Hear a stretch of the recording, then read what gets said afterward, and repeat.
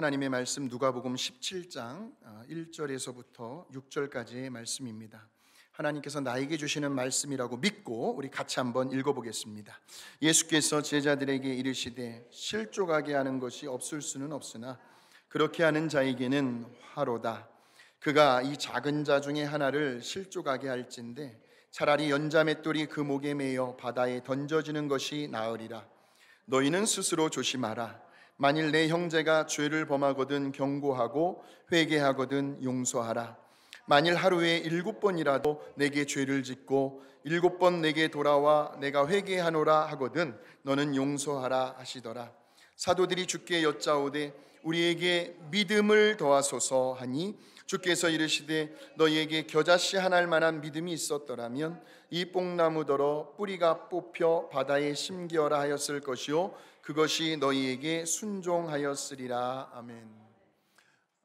오늘 말씀의 제목은 5절에 나와 있는 것처럼 우리에게 믿음을 더하소서라는 제목입니다. 자, 바라기는 오늘 말씀을 전하고 있는 저나 또 말씀을 듣고 계시는 여러분 모두가 성령님께서 저와 여러분이 기존에 가지고 있었던 그 믿음의 분량이 어느 정도 되었든지 간에 성령님께서 우리의 믿음을 더하게 하여 주실 줄로 믿습니다. 자, 그 믿음으로 오늘 하나님의 말씀을 전하겠습니다. 우리가 인생을 살아가면서요, 언제나 내가 하고 싶은 일들, 내가 좋아하는 일들, 내가 하기 쉬운 일들만을 하고 살아갈 수는 없습니다. 가끔은 하기 싫어도 해야만 하는 일이 있어요. 그리고 정말 해야만 하는 일인데 이건 죽었다 깨어나도 도저히 감당하기 어려울 만큼 내 힘으로는 벅찬 일을 만날 때가 있습니다. 그럴 때에 우리에게는 무엇보다도 믿음이 필요합니다. 내가 생각하고 계산하고 판단했을 때에 이것은 도저히 실천하기가 어렵겠다, 불가능해 보인다, 내 감정이 도저히 허락되지가 않는다 할 때에는 우리의 이성과 감정과 의지를 훨씬 뛰어넘을 수 있는 더 큰 믿음이 필요하다는 말씀이죠. 바로 오늘 본문의 말씀을 보게 되면 예수님께서 우리가 참 실천하기 어려운 말씀을 하고 계십니다. 바로 용서에 관한 교훈을 우리에게 주시고 있는데, 그런데 결코 쉽지 않은 용서를 말씀하고 있습니다. 자, 4절을 한번 보실까요? 4절, 만일 하루에 7번이라도 내게 죄를 짓고 7번 내게 돌아와 내가 회개하노라 하거든 너는 용서하라 하시더라. 자, 얼마나 뻔뻔합니까? 물론 한두 번은 그러려니 하고, 그죠? 너그러운 마음으로 누구나 실수할 수 있고 잘못할 수 있겠지, 눈 한 번 딱 감아주고 용서해 줄 수는 있어요. 그런데 7번이래요. 다시는 안 그럴게, 이번 한 번만 좀 용서해줘, 이 말을 하루가 지나기 전에 하루 동안에 7번을 하고 살아가는 사람이 있다면 그 사람 용서 쉽게 되겠습니까? 나의 인내심의 한계가 어디인지를 테스트하는 것도 아니고요, 참는 것도 한계가 있죠. 쉽지가 않습니다, 결코. 그런데 지금 우리 예수님은 그래도 무조건 용서하라고 이야기하십니다. 그래야 네 자신이 편하다는 거예요. 뿐만 아니라 그만큼 사람들이 함께 더불어 살아가는 공동체 안에서는요, 가정에서도 마찬가지고요, 직장, 교회도 마찬가지고요, 때로는 갈등이 생겨나요. 왜냐하면 나와 다르기 때문에요. 경험이 다르고 생각이 다르고 나이가 다르고 살아온 연륜과 인생의 경험이 다르고 환경과 배경이 다르기 때문에요, 항상 그 관계가 좋을 수만은 없습니다. 그래서 때로는 본의 아니게 서로 오해를 할 수도 있고요, 서로의 마음이 불편해질 때도 있습니다. 나의 본심은 그게 아니었는데 내 의도와는 전혀 다르게 다른 사람을 넘어지게 하고 실족하게 만들고 시험에 걸려 넘어지게 할 수도 있다는 거죠. 그래서 함께 생활하다 보면 반드시 꼭 서로가 용서해야 할 일이 자주 생겨납니다. 그런데 우리 예수님은요, 우리가 서로 용서를 주고받기 이전에 다른 사람들로 하여금 죄를 짓게 만드는, 그러니까 원인을 제공하지 말라는 거예요. 다른 사람 열받게 하지 말라는 거예요. 자, 그래서 어느 정도까지 우리가 서로에 대해 조심을 해야 하냐면, 자, 오늘 본문의 말씀 1절과 2절의 말씀을 보겠습니다. 예수께서 제자들에게 이르시되 실족하게 하는 것이 없을 수는 없다, 인간 세상에서. 예수님도 인정하셨어요. 그러나 그렇게 하는 자에게는 화로다라는 거예요.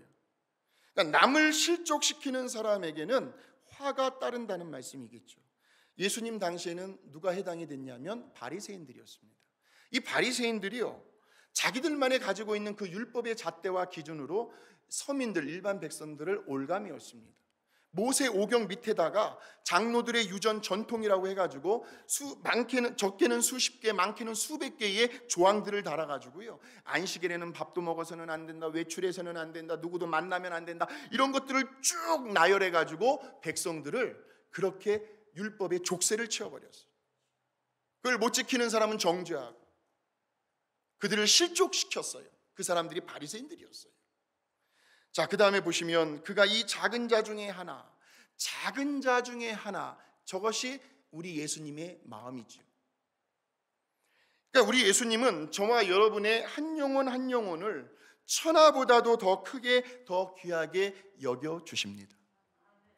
양 우리 안에 있는 99마리의 양들보다도요, 그 우리 밖으로 빠져나와 길을 잃어버리고 헤매이고 있는 그 한 마리의 양이 다시 회개하고 울타리 안으로 들어오는 것을 보시고 우리 예수님은 춤을 추며 더 기뻐하신다는 말씀이죠.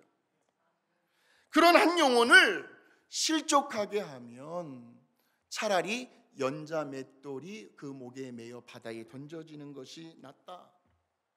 그러니 나의 부주의함 때문에 아무런 생각 없이 상대방의 입장과 처지를 전혀 배려하지 않고 툭툭 내뱉는 그 말 한마디 때문에 때로는 가정과 교회와 직장의 분위기를 흐리게 할 때도 있고, 상대방을 하나님에게서 멀어지게 하고 낙심하게 하고 실족하게 하면, 그렇게 원인을 제공한 당사자는 차라리 연자 맷돌을 목에 메고 바다에 빠지는 것이 낫겠다 싶을 정도로 우리 예수님은 오늘 저와 여러분에게 서로가 조심을 하라고 말씀하시는 거예요. 가까운 사람일수록 더 조심해야 된다. 특별히 말을 통해서 상대방을 존중히 여기고 존경할 줄 알아야 돼요. 자, 그런 다음에 그렇게 조심을 했는데도 불구하고 혹시라도 원인을 제공하고 죄를 짓게 만드는 사람이 있다면, 있지요. 왜 없어요? 있다면, 자, 3절과 4절로 넘어가 보시기 바랍니다. 너희는 스스로 조심하라. 만일 네 형제가 죄를 범하거든 경고하고 라는 말은 처음에는 불러다가 좋게 타일르라는 거예요. 그런데도 듣지 않거든 아주 강하게 꾸짖으라는 뜻입니다. 왜요? 그 사람이 망하는 길로 가도록 내버려둬서는 안 되니까요. 어떻게 해서든 바른 길로 가도록 인도해야 되니까요. 겉으로는 맑은 물처럼 보여요. 그런데 미꾸라지 한 마리가 돌아왔어요. 막 해죽고 다녀요. 밑에 있던 더러운 것들이 수면으로 떠오르면서 갑자기 전체 물이 더러워져요. 공동체도 마찬가지예요. 만약에 미꾸라지 한 마리가 들어와서 신실하게 믿음 생활 잘하고 있는 성도들의 마음을 불편하게 한다면 조용히 부르는 거예요. 그러면서 타일르고, 그래도 듣지 않으면 어떻게 해요? 그 많은 다른 영혼들을 살리기 위해서라도 그 미꾸라지가 희생이 돼야 되겠죠. 그러면서 뭐라고 이야기합니까? 회개하거든 용서하라. 만일 하루에 7번이라도 네게 죄를 짓고 7번 네게 돌아와 내가 회개하노라 하거든 너는 용서해 주라는 말씀이에요. 이와 똑같은 맥락에서 마태복음 18장에 보면 이런 말씀이 있어요.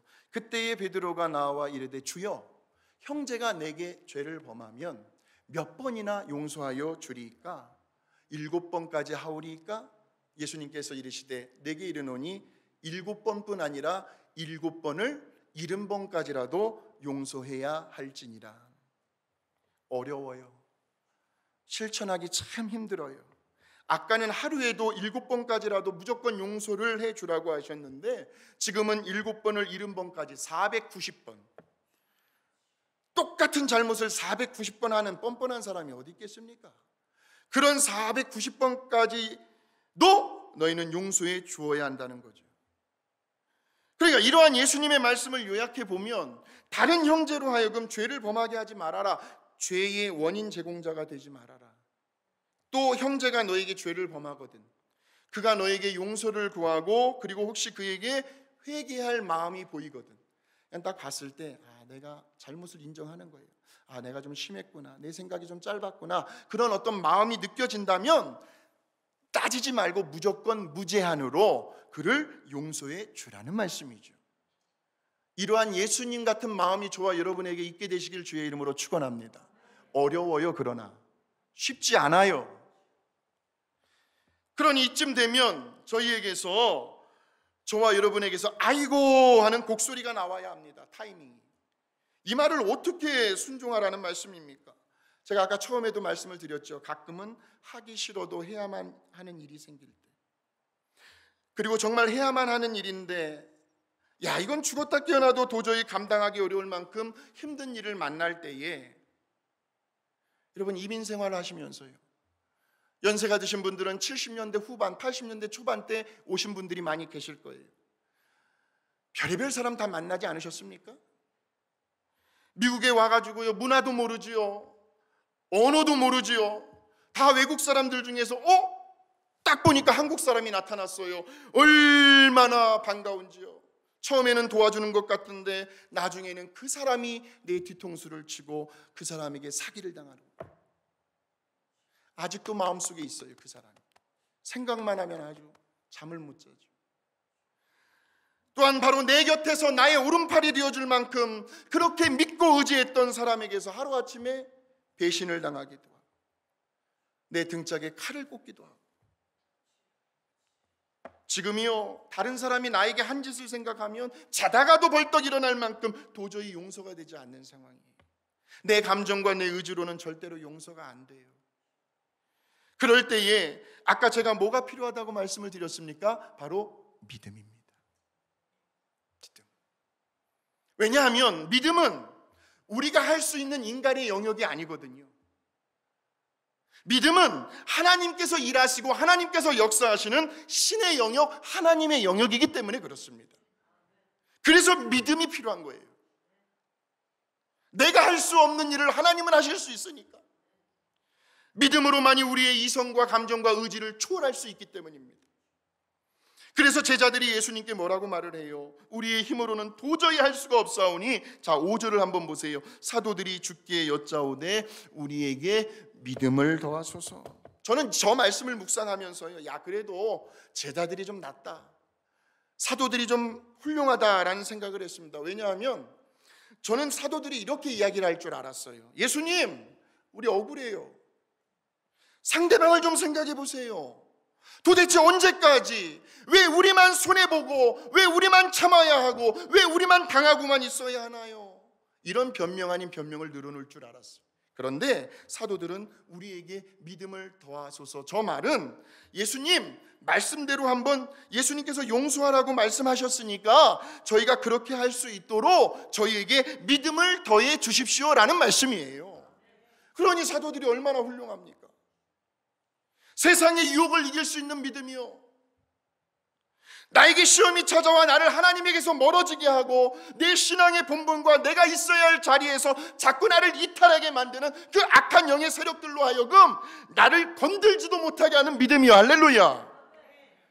그러한 믿음을 오늘 이 시간 저와 여러분이 좀 받았으면 좋겠어요. 바쁘다는 이유로, 피곤하다는 이유로 하나님을 예배하는 그 하나님을 만나는 예배의 자리를 소홀히 여기게 만들고요, 은혜를 체험하는 자리를 뒷전으로 하고요, 삶의 우선순위가 자꾸 뒤바뀌도록 우리의 영을 혼미하게 만들고 합리화시키려고 하는 그 유혹의 영들을 이길 수 있는 믿음을 우리 모두에게 더하여 주시옵소서. 눈이 오나 비가 오나, 삶이 평탄할 때나 그렇지 못할 때나 하나님께서 나에게 주신 그 기도의 자리, 그 전도의 자리, 그 예배의 자리, 그 사명의 자리를 끝까지 지켜나갈 수 있는 믿음을 주시옵소서.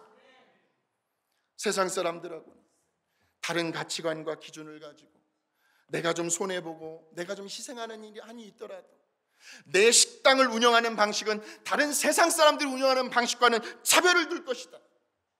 정직하고 성실한 모습으로 하나님의 영광과 하나님의 이름을 높여주려고 하는 그 믿음이요,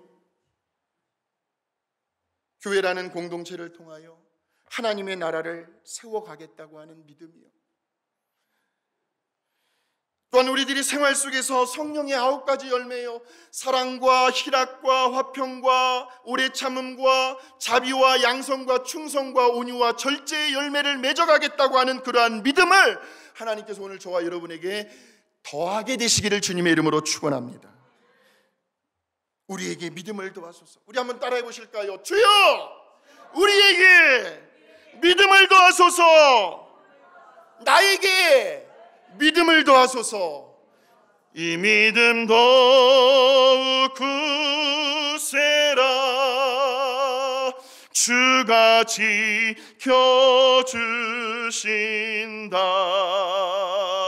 어두운 밤에도 주의 밝은 빛 인도하여 주신다. 믿음을 굳세게 하고 믿음을 더하는 것, 다른 말로 하면 인정하는 거예요. 주님, 제가 지금 믿음이 부족합니다. 하나님 앞에서 겸손한 거죠. 저에게 믿음이 없는 것이 문제입니다 하는 말이에요. 시험이 어려운 게 아니라 그 시험을 잘 풀지 못하는 내 실력이 부족한 거죠. 어떤 사람이요, 자기의 친구가 의사로 있는 병원에 입원을 했어요. 다 치료를 받고 난 후에 이제 퇴원을 할 때쯤 되어서 이 친구가 의사에게 이런 불평을 내어놓습니다. 뭐 친구니까 뭔 말을 못하겠어요. 이보게 친구, 내가 자네 병원에 입원을 해보니까 영 먹을 거리가 시원치 않아. 나는 배가 고파 죽겠는데 왜 끼니 때마다 왜 이렇게 적은 양의 음식이 나와? 좀 넉넉하게 주면 안 돼?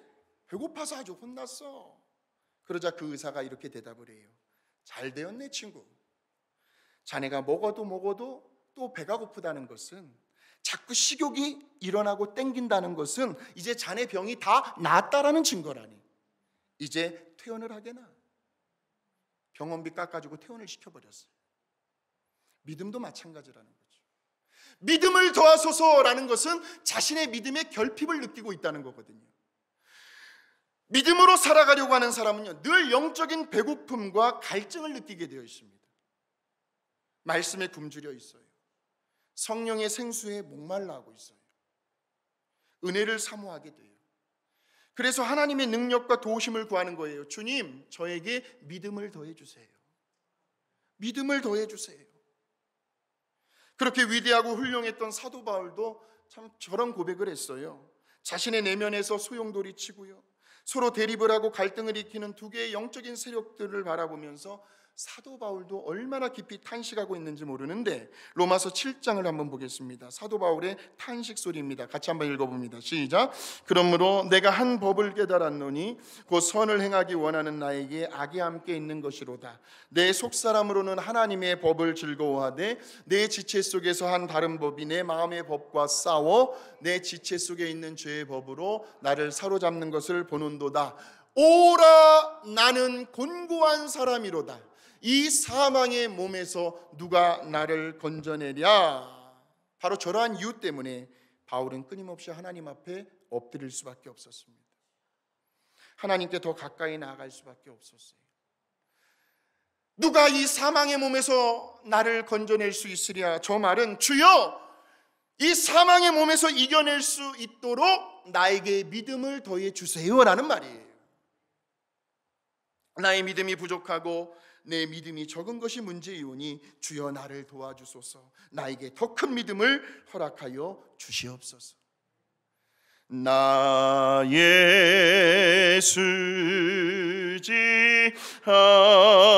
수지함으로 큰 권능 받아서 큰 믿음 받아서 주님께 구할 모든 것 늘 얻겠습니다. 믿음의 부족함을 느끼는 사람은 언제나 하나님 앞에 겸손할 수밖에 없어요. 주님의 권능을 더 의지할 수밖에 없고 더 큰 믿음을 사모하게 되는데, 그런 사람이 저와 여러분이 되시기를 주님의 이름으로 축원합니다. 자, 그랬더니 그 결과를 한번 보세요. 사도 바울의 승리의 고백입니다. 로마서 8장 1절에서 2절, 내가 승리한 것처럼 같이 한번 읽어보겠습니다. 그러므로 이제 그리스도 예수 안에 있는 자에게는 결코 정죄함이 없나니 이는 그리스도 예수 안에 있는 생명의 성령의 법이 죄와 사망의 법에서 저와 여러분을 해방하였음이니라. 할렐루야.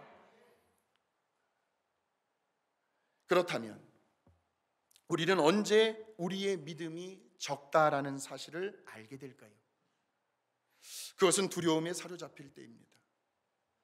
염려와 근심에 둘러싸일 때입니다. 시험에 걸려 넘어질 때입니다. 하나님을 향한 거룩한 열망과 열정이 식어질 때 우리는 우리의 믿음의 연약함을 느끼게 됩니다. 자, 그럴 때에 우리는 우리의 시선, 우리의 믿음의 눈을 우리를 두렵게 만드는 그 대상에게 두는 것이 아니라, 우리를 염려하게 만들고 근심에 쌓이게 하는 그 문제 속에 두는 것이 아니라, 우리를 시험 들게 한 그 상대방에게 두는 것이 아니라, 히브리서 12장 2절입니다. 시작. 믿음의 주요 또 온전하게 하시는 이인 예수를 바라보자. 예수님을 바라보시면 돼요. 그러니까 우리의 시선을 예수님께 두고, 주님, 저에게 믿음을 더해 주시옵소서. 속으로라도, 말씀을 듣는 중에 속으로, 주님, 저에게 믿음을 더해 주시옵소서. 그럴 때에 하나님은 그 모든 문제와 갈등과 어려움들을 잘 극복해 낼 수 있도록, 우리의 감정과 의지로는 도저히 엄두도 나지 않는 그러한 일들을 잘 해낼 수 있도록 우리에게 더 큰 믿음의 능력을 주신다는 말씀이죠. 도저히 용서를 할 수 없는 관계도 내 감정으로는 안 되지만, 내 의지로는 안 되지만, 그러나 아버지께서 나에게 더 큰 믿음의 능력을 내 안에 부어주셨기 때문에 그 믿음의 능력으로 인하여 내가 그 사람을 용서할 수 있도록 나를 끌고 간다는 거예요. 이렇게 우리가 간절히 바라고 사모하며 기도할 때, 생명의 말씀이 선포되어지는 이 예배의 자리를 지켜나갈 때 예수님은 우리에게 믿음을 더해 주십니다. 우리의 믿음이 자라나도록 지금도 은혜를 부어주고 계십니다. 콩나물 시루자루 아시죠? 마치 콩나물 시루에 물을 붓게 되면 콩나물이 물을 먹을 시간이 어디에 있는지도 모르게 물이 쏙 빠져나가잖아요, 밑으로요.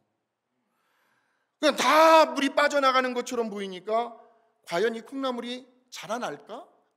수분이 공급돼야, 물이 먹어야 콩나물이 자라나는데, 우리의 믿음도 마찬가지라는 거예요. 말씀을 듣고 오늘 집에 가다가 잊어버리셔도, 저도요, 제가 지난주에 무슨 말씀을 전했는지 저도 모를 때가 참 많이 있어요. 말씀을 리뷰하고 복습하지 않으면, 되뇌이지 않으면 말씀을 전한 사람도 잊어버리거든요. 여러분들이 오늘 말씀을 들었어요. 집에 가다가 오늘 뭔 말씀 들었지? 잊어버린다 할지라도 말씀을 듣는 그 순간, 그 중에 우리도 모르게 우리의 믿음은 서서히 자라나고 있다라는 말씀이죠. 자라나고 있다. 그래서 예수님께서 제자들에게 뭐라고 말씀하시냐면요, 6절을 한번 보시기 바랍니다. 주께서 이르시되 너희에게 겨자씨 한 알 만한 믿음이 있었더라면 뽕나무가 뽑혀 바다에 심기어라 하면 그것이 순종했을 거라는 말씀이에요. 자, 예수님은 겨자씨 한 알 만한 믿음을 이야기하고 있습니다. 겨자씨가 얼마나 작은지 아세요? 볼품이 없는 씨앗입니다. 그런데 그 겨자씨를 땅에 심게 되면 그 겨자씨 안에는 생명이 꿈틀거리고 있기 때문에 거기에서 싹이 나요. 그리고 그 싹이 서서히 자라게 되면 그 높이가, 보통 성인들의 키가 5피트에서 6피트라고 한다면 그 겨자씨가 자라서 크게 되는 나무는 20피트 정도까지 자라게 된다. 20피트. 그렇게 되면 그곳에 새들이 날아와서 둥지를 트고 깃들게 된다는 말씀이죠. 무슨 말이에요? 지금 예수님은 괜찮다, 너희들의 믿음이 부족한 거 괜찮아, 겨자씨 한 알만큼 작고 별별 일 없는 거 괜찮아, 그러나 얼마든지 너희의 믿음은 자라날 수 있다라는 확신을 심어주고 싶어서 지금 겨자씨 한 알만한 믿음을 이야기하는 거예요. 우리의 믿음은 얼마든지 자라나고 있는 줄로 믿습니다. 예.